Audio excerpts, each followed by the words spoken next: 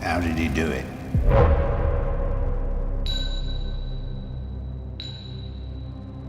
What was his... Olá, meus queridos, sejam todos muito bem-vindos ao canal. Eu sou a Diana Lucas e hoje nós começamos então o nosso terceiro vídeo especial Halloween, 15 dias, 15 vídeos, 15 filmes. E se você gosta desse tipo de conteúdo, não esqueça de se inscrever, deixar seu like, seu comentário, principalmente agora no início do vídeo, que isso ajuda muito. Comente hashtag especial Halloween ou hashtag simplesmente Halloween, que isso já ajuda demais. E não esqueça de se inscrever nas outras redes sociais, que se você fica por aqui você perde muita coisa. Sem mais delongas, pega essa pipoca, essa com açúcar e vamos para o nosso especial Halloween de hoje. Hoje nós vamos falar sobre a então polêmica e tão comentada série Monster, a história de Abigail, sendo ela a terceira parte dessa saga, que até o momento já está confirmada a quarta, né? Então a primeira foi a história de Jeffrey Dahmer e a segunda parte foi a história dos irmãos Menezes. E hoje, né, depois de tanta espera, tanta publicidade, a terceira parte chegou e não foi muito bem recebida, já que ela traz aquilo que já muita gente esperava desse diretor, que é então o Ian Brennan e o Ryan Murphy. Dirigiram as outras duas primeiras partes e eles trazem sempre uma pitada daquilo que as pessoas não esperam nessas histórias, já que estamos a falar de assassinos muito famosos nos Estados Unidos que cometeram crimes bem hediondos. childhood life? Now. No caso do Eddie Kane, dessa série, Ian Brennan traz aquilo que ele ama fazer. Uma visão daquilo que as pessoas talvez não concordem muito, daquilo que o público não aprovou tanto, ou também aquilo que talvez as pessoas não esperavam, uma sensibilização, uma humanização gigantesca por cima desse então criminoso. Nem que para isso tenhamos que fazer um uso exacerbado da nossa liberdade artística para criar uma série que representa essa pessoa. A série então começa a nos apresentar quem seria o ator principal que interpreta o Eddie Kane, que é então o Charlie Hunnam, que é um ator maravilhoso, e desde já dizer que toda a caracterização para que ele se parecesse minuciosamente o Eddie Kane ficou fantástica. Desde a sua atuação, a maquilhagem, a caracterização física ficou fantástica. Mas vamos lá. Essa série conta com 8 episódios, cada episódio com 40, 50 até 1 hora de duração.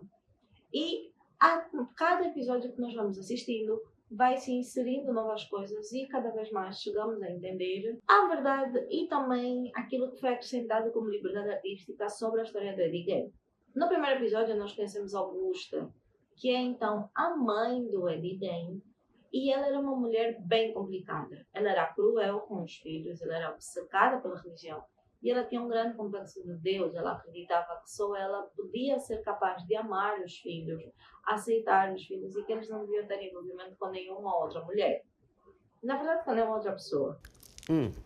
Prayed and prayed to the good Lord for it, but was not His will, so I must abide by that. No matter. Também conhecemos o irmão do Ed, que, diferente do Ed, ele está apaixonado por uma outra mulher e ele não concorda com nada do que a mãe fala.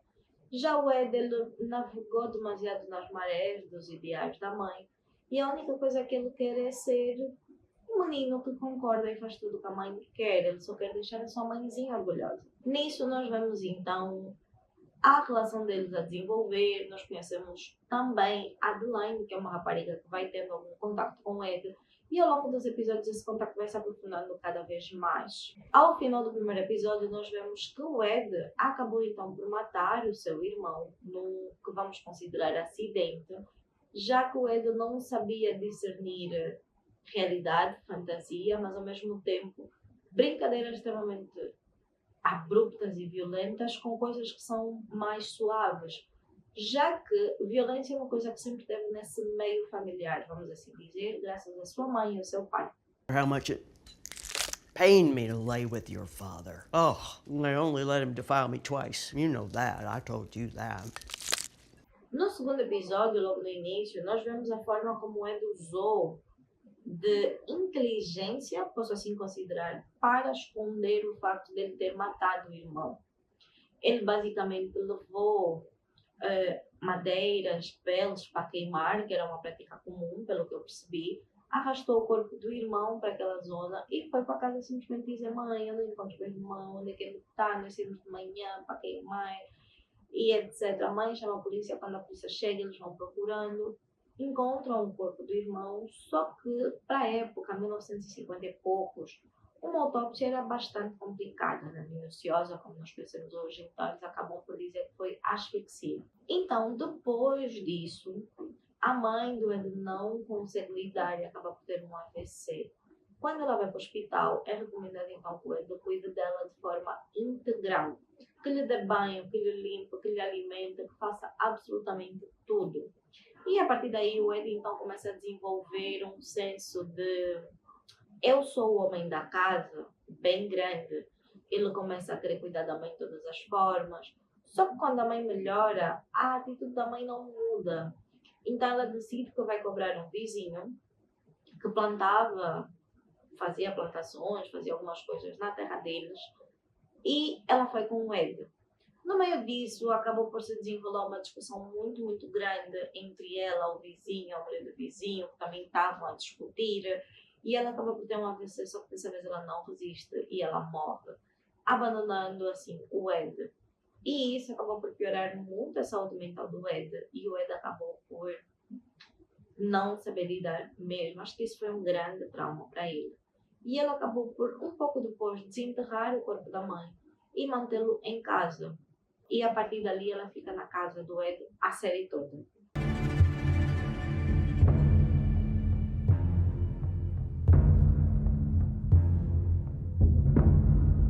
A partir do terceiro episódio, nós vemos a profundidade da relação que ele vai tendo com a Adeline. Nós também vemos a forma como a Adeline acaba por incentivá-lo a gostar e a normalizar certas coisas que ele faz.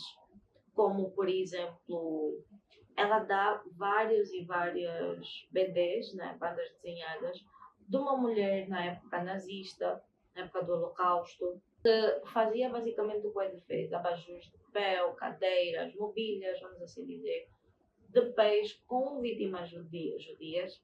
Só que o Ed vai fazer isso com pessoas já mortas, né, com as suas duas vítimas. Então, ela vai incentivando e normalizando. Ela também vai mostrando fotografias de um fotógrafo muito conhecido que trabalhava com a polícia na época, que era o Sr. Winks, que fotografava os cadáveres. Ela também vai ir falando sobre várias coisas do gênero, sendo então uma grande companhia para o Ed isso na série. Também vamos conhecendo o ator, a escolha do ator, a forma como o diretor e também a produção de Psicose foi um grande influenciador para a história do Ed, já que supostamente eles inspiraram-se no Ed para a criação do Norman, que é então o serial killer dentro do filme Psicose. E nós também acompanhamos o mesmo processo para o filme O Massacre da Serra Elétrica. A escolha dos atores, a forma como montaram a história, o seu criador, o seu roteirista, o diretor do filme, enfim, né? Vamos acompanhando esses processos todos, pelo menos até o 5º episódio. Enquanto isso, nós acompanhamos o Ed, que vai desenterrando várias vítimas no cemitério e vai fazendo também várias vítimas. Todas elas mulheres, algumas jovens e outras muito, muito velhas, com uma certa semelhança e, entre aspas, comportamento da sua mãe, né? Eram mulheres mais velhas, cabelo preto, numa certa idade, que tinham um certo tom de pele, enfim, bem semelhantes à mãe dele. Quando nós chegamos ao 6º episódio, se não me engano, o Ed acaba por ser preso, a polícia acaba por encontrar, isso porque uma das últimas vítimas do Ed comprou então um par de sutiã para ele, um par de lingeries, que era algo que o Ed amava vestir e sentir-se assim mais confortável. E ele acaba por então ter um desentendimento com ela, acaba por matá-la e ele acaba por deixar a prenda no local do crime. A polícia, quando aparece, vai ver o nome do Ed lá na etiqueta, vai para a casa do Ed, o Ed não estava, então a polícia entra. E eles acabam por ver várias e várias coisas. How did he do it?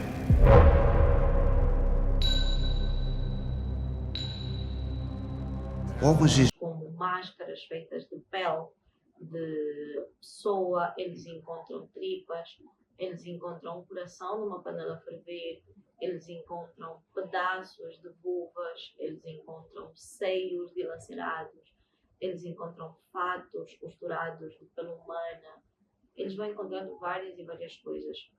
E o assistente do xerife foi à procura da sua mãe, que é essa mulher que supostamente tinha um caso com o Ed.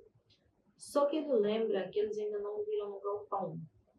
Então, quando ele sai a correr para ir ver no galpão, o Ed chega em casa, ele é parado pela polícia, e enquanto o Ed está a ser meio que interrogado, entre aspas, abruptamente pelo xerife, o adjunto do xerife chega no galpão e encontra o corpo da mãe dele sem cabeça, totalmente estripado, numa imagem nua e horrível. E aí acontece que ele sai do galpão, ele vai ter com ele, dá-lhe um monte de socos, pergunta por que ele fez isso. E a partir dali nós vemos então o interrogatório do Ed, que o Ed diz que não se lembra bem do que ele fez, que apesar dele ter um hobby peculiar, ele não matou ninguém, não foi bem assim que as coisas aconteceram, e enfim. Então ele é considerado louco, ele não vai preso, e ele acaba então por ir para um hospício. Nós também vemos a degradação do adjunto do xerife, que vai se entregando para o alcoolismo, e ele acaba por fazer da casa do Ed um leilão, até que a casa do Ed acaba por pegar fogo e ninguém sabe como, e ele acaba por leiloar o carro do Ed. E também temos o facto de outros serial killers escreverem para o Ed, acharem o Ed assim hilário, maravilhoso. O Ed inspira outros serial killers que vão inspirando outros, e é basicamente assim que acontece. E no último episódio nós vemos então que alguns detetives do FBI decidiram então criar aquilo que seria o comportamento de um serial killer, né, o perfil do comportamento, e eles vão entrevistando alguns serial killers, e isso nós vemos muito melhor na série Mind Killers, se não me engano, que também está disponível na Netflix, que eles vão ter com o Ed, e o Ed ajuda a resolver alguns casos criminais, incluindo o caso do Ted Bundy, supostamente, né? E isso, pronto, vai motivando o Ed, apesar de muita gente não acreditar. Depois vemos que o Ed acaba por passar o tempo, recebe a visita da Adeline, que vai lhe dizer que está doente, e ela parece não bem maluquinha da cabeça. Vamos ver que o Ed também acaba por ter, supostamente, contato, tanto com aquela mulher nazista, que inspirou-lhe muito, quanto com uma mulher trans, que é a Cristina, que foi uma das primeiras mulheres trans lá daquela época, né? Que ela ficou muito, muito conhecida. Ela combateu na Segunda Guerra Mundial, depois ela foi para a Dinamarca fazer a transição de gênero e ficou muito, muito famosa naquela época. Mas isso não passou de um episódio esquizofrênico do Ed. E então ele foi dado como esquizofrênico, e tempos depois ele acabou por morrer de câncer. E é isso, né? No final da série nós vemos vestígios daquilo que seria o massacre da Serra Elétrica, mas nós também vemos aquilo que seria um final, entre aspas, aberto, de que a memória do Ed Gein vive. De várias formas, várias interpretações, umas muito exageradas, outras nem tanto, mas ela vive.